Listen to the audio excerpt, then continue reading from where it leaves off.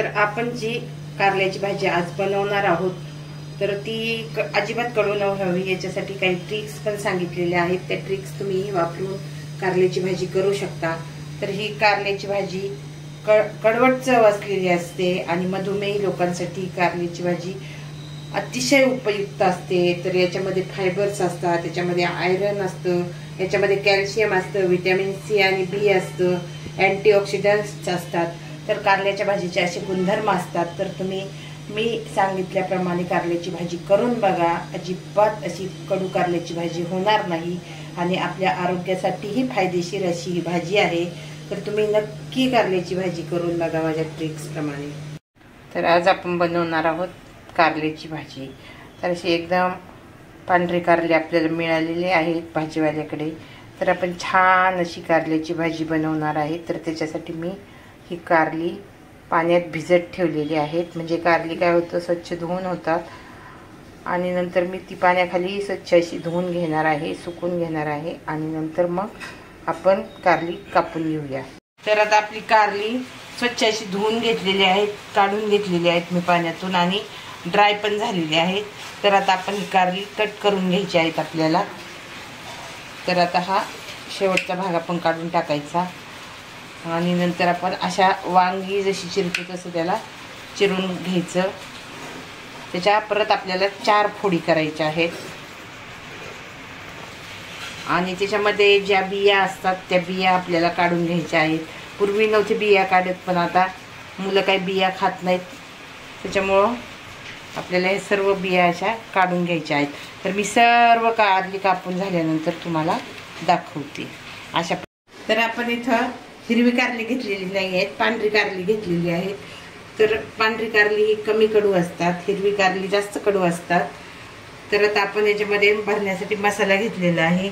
इथं हळद घेतलेली आहे, इथं मीठ घेतलेलं आहे आणि थोडीशी साखर घेतलेली आहे।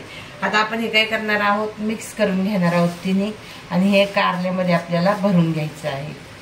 व्यवस्थित असं मिक्स केलं ना आता आपण कारल्यामध्ये आपण भरून घेऊ। तर आता आपण काय करणार आहोत, हे एक एक फुडीमध्ये थोडं थोडं भरून घेणार आहोत, जास्त पण नाही भरायचं, असं भरून घ्यायचं। म्हणून मी थोडंसंच घेतलेलं आहे आणि आपल्याला हे 10 मिनिटं असंच ठेवायचं आणि मग 10 मिनिटांनी आपल्याला ही कारली शिजत घालून घ्यायची आहे। तर आता मी अशा प्रकारे सर्व कारली भरून घेते आणि तुम्हाला दाखवते। तर आता आपल्या कारल्यामध्ये सर्व भरून झालेलं आहे, थोडीशी साखर भरून झालेली आहे, हळद मीठ भरून झालेलं आहे। तर हे मी 10 मिनिटांसाठी असंच ठेवणार आहे आणि 10 मिनिटांनी कारलं आपण हे शिजत घालणार आहोत। तर आता आपण 2 ग्लास पाणी उकळत ठेवलेलं आहे, पाण्यालाही छान अशी उकळी यायला लागली। आता आपण त्याच्यात अर्धी लिंबाची फोड घालून घेणार आहोत। आता आपली अर्धी लिंबाची फोड घातली। आता आपण कारलं सोडून घेणार आहोत त्याच्यामध्ये आणि हे कारलं 5 ते 7 मिनिटांसाठी छान असं शिजवून घेणार आहोत। गॅसची फ्लेम ही आपली हाय असणार आहे।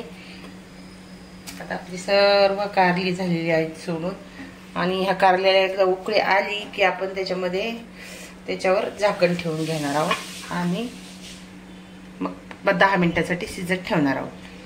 तर आता आपण झाकण ठेवून घेऊया। 10 मिनिटांसाठी झाकण ठेवलेलं आहे। तर आता आपलं कारलं शिजत आहे तोपर्यंत मी मसाले काढून घेतलेले आहेत। तिथं 1 वाटी शेंगदाणे घेतले आहेत, वाटीला जराशी कमीच आहेत, खोबरं घेतलेलं आहे अर्धी वाटी किसलेलं, लसूण घेतला आहे बऱ्यापैकी आणि आलं घेतलेलं आहे। तर कारल्याला आलं घालण्याची चांगली गरजच आहे, कारण आल्यामुळं काय होतं आपलं कारलं खूप चवदार होतं, म्हणून मी कारल्यासाठी आलं घातलेलं आहे। आता इथं आपण काय मसाले वापरलेले आहेत, इथे मी लाल तिखट घेतलेला आहे 1 चमचा, कांदा लसूण मसाला मी जो घरी बनवलेला आहे तो घेतलेला आहे। हा मसाला मी कांदा घातलेला नाही याच्यात, हा बिना कांद्याचा मसाला आहे, तोही मी घरी बनवलेला आहे, तो 1 चमचा घेतलेला आहे। गरम मसाला घेतलेला आहे 1 चमचा आणि थोडीशी हळद घेतलेली आहे आणि चवीप्रमाणे आपण मीठ घालणार आहोत आणि थोडीशी कोथिंबीर घेतलेली आहे। तर आता हे शेंगदाणे आणि खोबरं लसूण हे आपण भाजून घेणार आहोत तेलामध्ये। तर आता आपण कारलं शिजलं असेल आपलं, तर आता आपण झाकण काढून बघूया। तर आपलं कारलं छान असं शिजलेलं दिसते। तर आता आपण ते चाळणीमध्ये काढून घेणार आहोत। तुम्ही पाहू शकता आपलं कारलं छान असं शिजलेलं आहे। कारलं छान असं शिजलेलं आहे. आता मी काढून घेते चाळणीमध्ये. तर आता तुम्ही पाहू शकता आपलं कारलं छान असं शिजलेलं आहे. तर आता आपण मसाला तयार करून घेऊया. तर आता आपण तीच कढई घेतलेली आहे. आता त्याच कढईमध्ये मी थोडंसं तेल टाकून घेतलं आहे आणि जे शेंगदाणे घेतलेले आहेत ते शेंगदाणे आपल्याला छान असे तळूनच घ्यायचे आहेत. तर अशी जराशी कडक करायची आहे. तुम्ही भाजून साल काढूनही ते शेंगदाणे वापरू शकता, पण मी इथे छान असे थोडेसे तेलामध्ये तळून घेणार आहे, कडक करून घेणार आहे आणि त्याच्यानंतर खोबरं भाजून घेणार आहे. आता आपले शेंगदाणे छान असे कडक झालेले आहेत. तर आता मी हे सर्व शेंगदाणे काढून घेते. तुम्ही पाहू शकता. आता मी पहिल्यांदा लसूण भाजून घेते आणि नंतर खोबरं भाजून घेते. आता खोबरं भाजवताना काही तुम्हाला दाखवत नाही, मी खोबरं तसं भाजूनच ठेवलेलं आहे, पण तेलामध्ये थोडंसं भाजून घेणार आहे. आता ते काय तुम्हाला दाखवत नाही मी, म्हणजे आपला वेळ वाचेल, दुसरं काय नाही, व्हिडिओ आपली मोठी होणार नाही जास्त. आता आपलं हे मिश्रण थंड झालेलं आहे. तर आता आपण शेंगदाणे जाडसर मिक्सरमध्ये वाटून घेणार आहोत, मग बाकीचं आपण वाटून घेऊया. तर आता मी हे शेंगदाणे वाटून घेते जाडसर.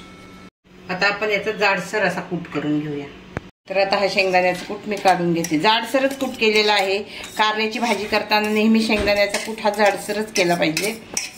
तर आता मी बाकीचं वाटून घेते, ते काय तुम्हाला दाखवत नाही. लसूण, खोबरं, आलं आणि जे मसाले घेतलेले आहेत ते सर्व आता मी वाटून घेते.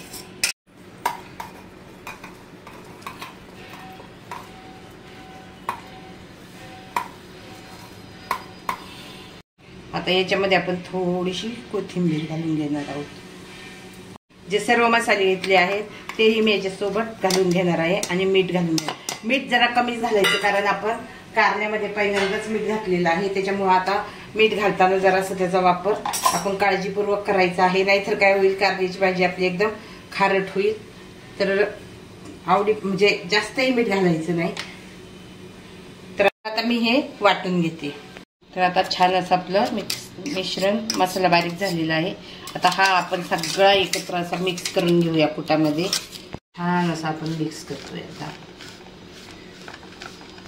तर तुम्ही पाहू शकता आपला मसाला छान असा मी एकत्र करून घेतलेला आहे.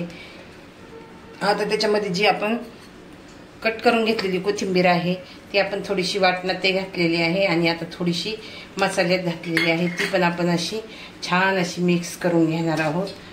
आणि तुम्हाला जर त्याच्यामध्ये पाणी थोडंसं टाकायचं असेल मसाल्यामध्ये तर तुम्ही पाणी टाकू शकता, परंतु तुम्हाला काहीही गरज वाटत नाही मसाल्यामध्ये थोडंसं पाणी किंवा तेल टाकायची.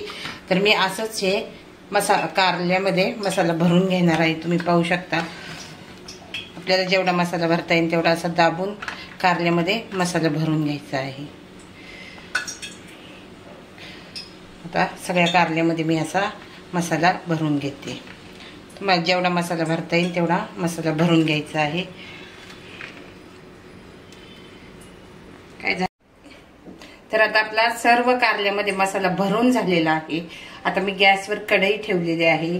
कढईमध्ये थोडंसं तेल तापत ठेवलेलं आहे, 1.5 पळी, म्हणजे आपली जी याच्यामध्ये असते कढई, किटलीमध्ये असते तेलाच्या, तर ती छोटीशी पळी, त्याने 1.5 पळी तेल मी कढईमध्ये टाकून ठेवलेलं आहे. तुम्ही पाहू शकता. आता तेलही छान असं तापलेलं आहे. तर आता आपण एक एक करून कारलं त्याच्यामध्ये सोडून घ्यायचं आहे. अशा प्रकारे तुम्ही जर कारल्याची भाजी केली तर तुम्हाला बिलकुल कारल्याची भाजी कडू लागणार नाहीये. तर आता मी एक एक करून सोडून घेते. सगळे सोडून झाल्यानंतर तुम्हाला दाखवते. तर आता आपला जो उरलेला मसाला आहे तोही मी टाकून देते. काय होतं, तो मसालाही खायला अगदी छान असा लागतो. आणि आता ह्या कारल्यावर आपण 2 ते 3 मिनिटांसाठी झाकण ठेवून घेऊया, म्हणजे आपली कारली छान अशी परत वापती आणि चवीला खूप छान अशी लागते. तर आता आपण त्याच्यावर झाकण ठेवून घेऊया. आता आपण थोडंसं मिक्स करून घेऊया. काय होतं, मसाला वरतीच राहील आणि खालच्या कारल्याला काही लागणार नाही. तर आपण हा व्यवस्थित असा मिक्स करून घेऊया कारली आणि नंतर त्याच्यावर आपलं झाकण ठेवून घेऊया. तर आता आपण त्याच्यावर झाकण ठेवून घेऊया 4 ते 5 मिनिटांसाठी.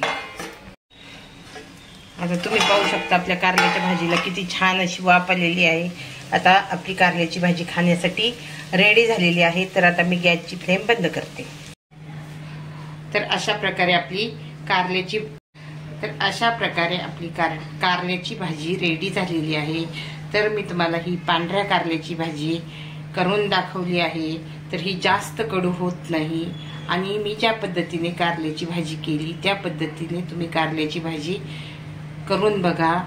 तर आपण नंतर हिरव्या कारल्याच्या भाजीची ही रेसिपी बघणार आहोत। तर माझी ही रेसिपी तुम्हाला कारल्याची आवडली असेल तर माझ्या चॅनलला लाईक करा, शेअर करा आणि सबस्क्राईब करा।